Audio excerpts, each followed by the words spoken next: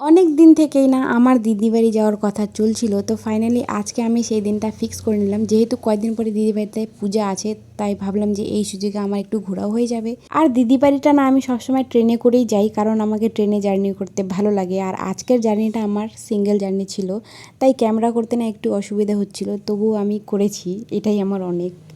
দেখো এখানে আমি জানালার পাশে বসে গেছি, আর দেখো জানালার পাশে বসার আমার মেন উদ্দেশ্য হচ্ছে এত সুন্দর দৃশ্যর আনন্দ নেওয়া, কারণ আমাকে না সবসময় এরকম শান্তময় প্রকৃতি ভালো লাগে তাই। আর দেখো এরকম দেখতে দেখতে কখন যে আমি পৌঁছে গেছি আমি নিজেও জানি না।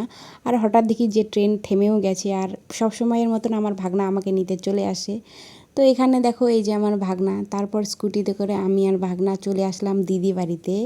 আর দেখো আমার ভাগ্নি আমাকে দেখে এত খুশি কি বলবো। আর ওর জন্য না আমি এনেছিলাম হচ্ছে জুতো।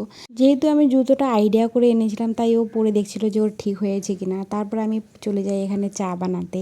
এসেই দেখো, তো এখানে আমি বানিয়েছিলাম আমার দিদির জন্য চা। আর আমি আজকে চা খাইনি, মানে আমি কদিন থেকেই চাটা স্কিপ করে যাচ্ছি, খাচ্ছি না। আর এই যে আমার দিদিকে চা দেওয়ার পরে আমি বানিয়েছিলাম হচ্ছে ম্যাগি। তো এখানে আমার ভাগ্নি না খুব রাগ হয়ে গেছিলো, কেন আমি নিজেও জানি না, রাগ করে খাচ্ছিল। তো আজকের জন্য ব্লগটা এখানে এসে দেখা হচ্ছে পুজোর ব্লগে। Bye bye.